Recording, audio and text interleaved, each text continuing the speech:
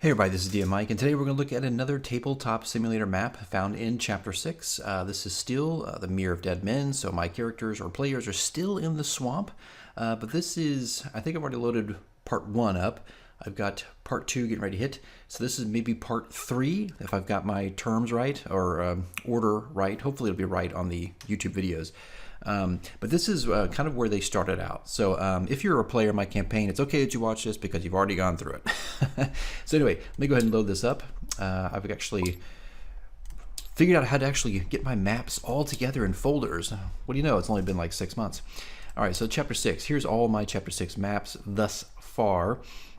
Let me figure out where exactly we are. So here, Journey to the Bridge. I think this is the very, very first one. This is the one we started on last night and transitioned to the next one, which that'll be another video. Take off Fog of War here, I think, if I can, if it'll let me. All right, so this is one of the maps for Hoard of the Dragon Queen in Chapter 6, the Mirror again. Not necessarily in the book, you don't have to worry about this kind of stuff, but I kind of elaborated a little bit more on the swamp itself. There's some lighting going on here, but I think, let me just zoom in so you can kind of see some of the atmosphere. All right, so this is kind of a similar map to the one I did before, but this is the beginning of the bridge, so it's kind of a different layout, but of course you're still using the same models to some respect and the same trees and different things. It's a night map, but we'll go ahead in here and take off the lighting so we can get just a clearer image. But this is the map itself. It is part of the swamp. They start down here in this corner, and this again is a heroic map. This 2D map on the surface, I believe it's like a swamp or acidic swamp map, something similar I used in one of the other Tabletop Simulator maps. I like the idea of mixing the 2D and 3D together. So it also gave me a nice little flooring, you know, a mat, if you will, that looks pretty good. But anyway, this is where they start, and they had two choices. They could go right and left. Right would have led them through here, through the trees, through the bushes. There's some structures, I think. No, there's no structures. Right to the bridge. And this, of course, would have gone up and led them over some swamp water. You can look to the right. They could look off to the left. They could see the mist and the smoke. And they got to one little small hazard here where they had to cross over. Last night they did attempt that. Of course, the branch was fine. Our cleric tried to do a grappling hook up here. She got it successfully connected, but when she pulled on it, the branch broke. I thought she was just going to go swinging across, and of course she was going to go right into the water, but she tested it first.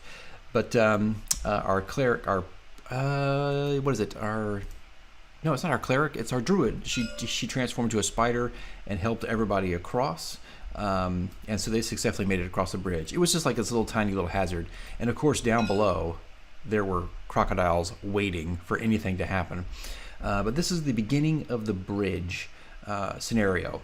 And if they would have went left, if I could find my way back at my own map, they would have gone through these arches and they came across a bullywug camp. Okay, so this is the part where the camera doesn't want to go through this model for some reason. It never wants to go through.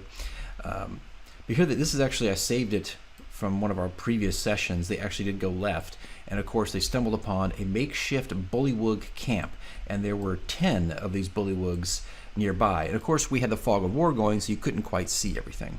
But yeah, I actually put some stuff over here where I thought they could sneak across, you know, and maybe get a different view or ambush them. I wasn't too sure if they were going to role play this or what, but there were options there to move that way. There were options to kind of hide. I don't know why. So here again, sometimes tab will not work and point. I just don't get it sometimes. But they could have hidden here, and our thief actually hid in here. Matter of fact, he is still, well, they're past this map now, but there he is right there. He's still in the bushes where he hid. But this is where they encountered the bullywugs. Now, of course, I'm using very similar effects that I've used many times in my map, which are, of course, the rain effects you can see.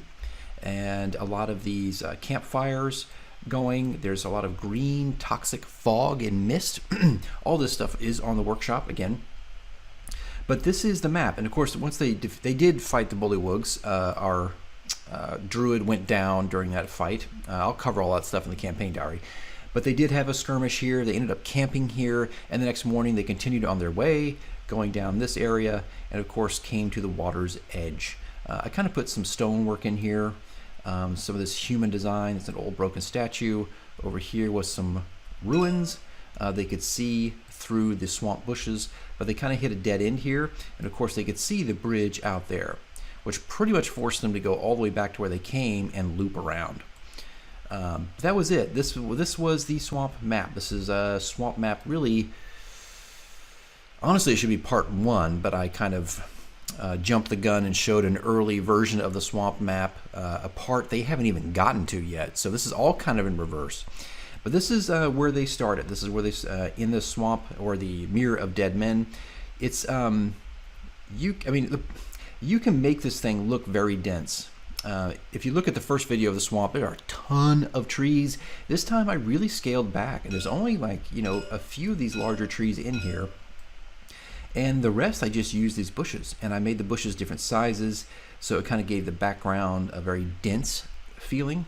And, I wanted to give at least some different directions they could go. You can't do a ton sometimes, but I mean, your board's kind of limited. But then so is your mat board that you throw on a table when you're using it. But I tried to give them some different directions, but as you can see, I have thinned out the maps a little bit, and of course scaled the trees and shrunk the tokens so they feel a little bit smaller and claustrophobic. Here we go, right down in there.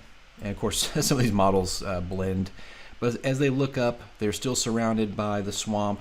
This background is something you can get off the workshop as well. It's kind of a dark forest. I've been using that for the swamp locations. This is kind of a new prop I found. I mean, again, I know this sounds like a broken record here, but all this stuff can be found on the workshop. But this is it, guys. This is the swamp map number 2 or 3. Technically 1. But yeah, I tried to give them just a few challenges here. They could have avoided this combat and gone this way and not even seen the bullywugs. So I gave them options. I think that's the most important thing in the map design, is giving characters options and things. They had an option of walking across. They maybe could have even leapt across. They could have grapple hooked across. And of course they chose a completely different route that I never would have anticipated. But of course this bridge is leading them now into the second map, or third or fourth map, that I'll show in another video coming up very soon here, because we're already in that particular map and we've almost kind of finished it. But anyway, guys, that's it. I want to waste your time here, but this is another Tabletop Simulator map. It is the swamp, or the Mirror of Dead Men. Let me go ahead and put my lighting back on. I love this nightfall lighting. Let's go zoom back in here. Really gives it a sense of atmosphere. And again, I play ambient effects, so yeah, you mix this with ambient effects, it looks and sounds great. God, I hate that arch. But yeah, they're creeping up here. They hear the fire. They hear the swamp all around them. And the night just gives that mist and fog just so much ambience and verisimilitude. I mean, they look up, they can't barely see anything. And of course, with the new fog of war options that have been implemented in Tabletop Simulator, you can fog out the entire map and set parameters on each token to how far they can see in the fog. So anyone with night vision can see further. Anyone with just regular old, human vision can't see very far at all. So each token can reveal a certain amount of the fog, either in greater extents or smaller, which has been a nice addition.